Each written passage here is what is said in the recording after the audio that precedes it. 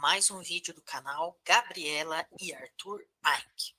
Vamos falar sobre dificuldades e transtornos de aprendizagem. Às vezes, esses termos são usados como sinônimos, mas não são. Então, a gente vai entender a distinção entre dificuldade e transtorno de aprendizagem. Vamos falar sobre os tipos de transtornos de aprendizagem mais comuns e vamos refletir também sobre aquele aluno que às vezes a escola não sabe lidar, é considerado um aluno problema, mas será que não é a escola muitas vezes com as suas metodologias tradicionais, mais engessadas, que privilegiam mais a aula expositiva dialogada, que de repente não está sabendo lidar com esse aluno? Será que todo mundo aprende da mesma forma? Vamos falar também um pouquinho de estilos de aprendizagem. Vamos junto? Então, já curte esse vídeo enquanto você está assistindo e não se esqueça de inscrever. Se você ainda não está inscrito, clica aí no botão vermelho e se inscreve no canal. Vamos lá. Bem importante essa distinção entre dificuldade de aprendizagem e transtorno de aprendizagem.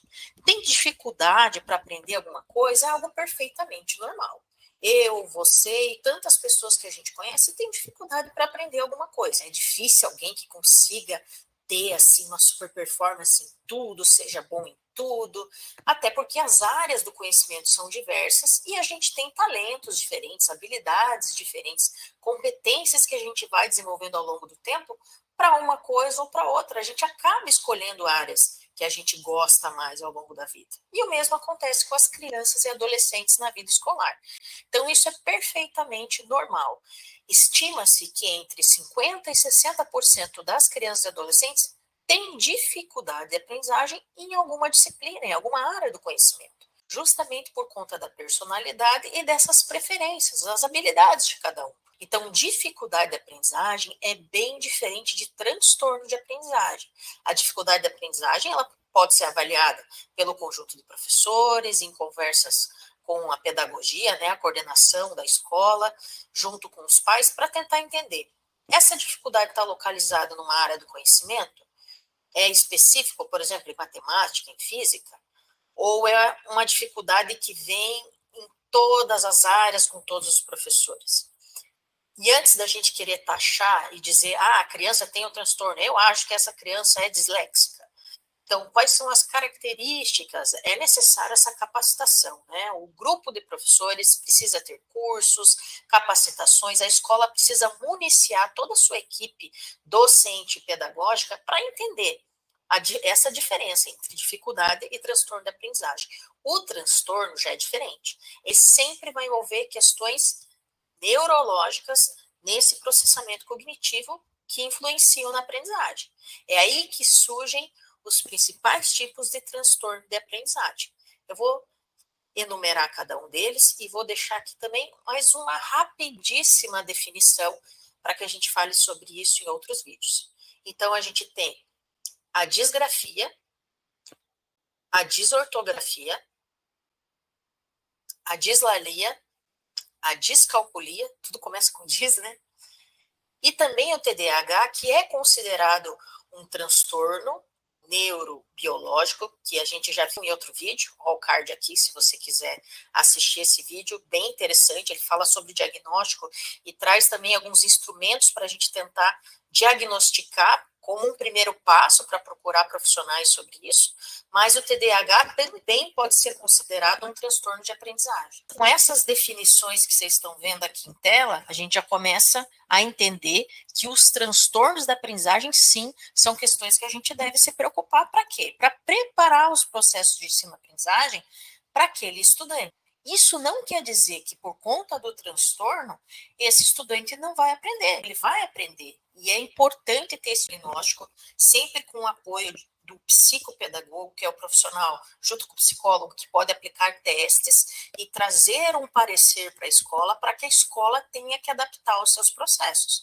Então, por exemplo, uma criança disléxica, ela tem dificuldade realmente, sobretudo na fase de alfabetização, mas isso acompanha a vida escolar para a leitura, para a escrita, isso é algo neuropsicológico, é algo desse processamento cognitivo. A escola precisa entender isso, porque às vezes os professores, né, vão descontar nota por certos erros.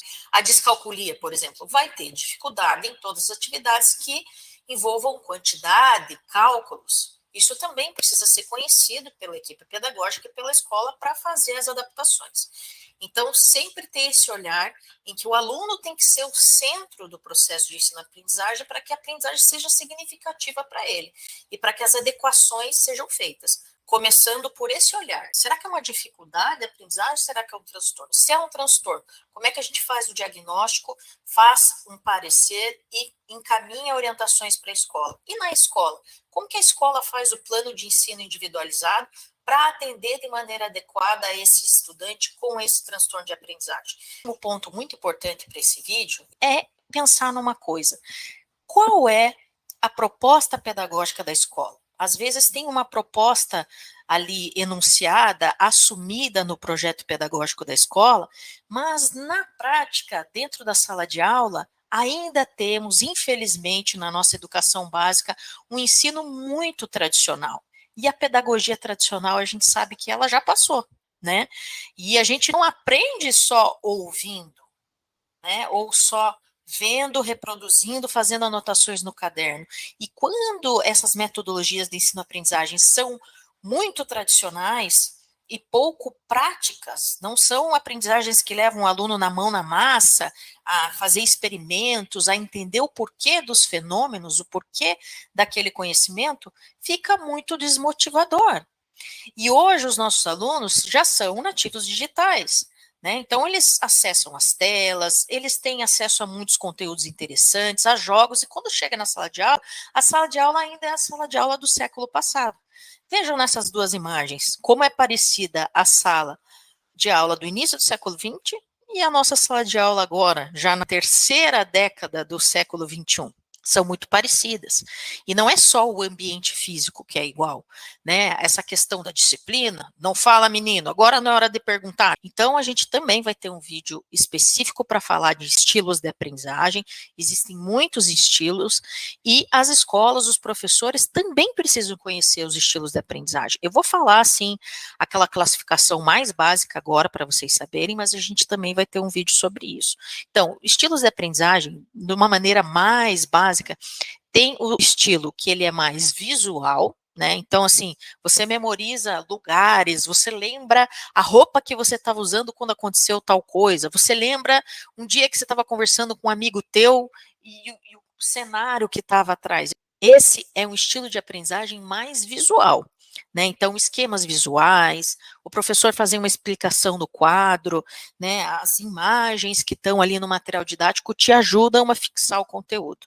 Mas tem outras pessoas que são mais auditivas. As pessoas que são mais auditivas, elas lidam muito com aquilo que elas escutam. Então, uma definição, eu lembro que o professor falou tal coisa, eu lembro que a classificação tinha 3 tipos que o professor foi falando e eu gravei. Ela lembra de trechos da conversa, a pessoa que é mais auditiva. Então, esse é um outro estilo de aprendizagem, que é mais auditivo. E um outro estilo de aprendizagem é o sinestésico.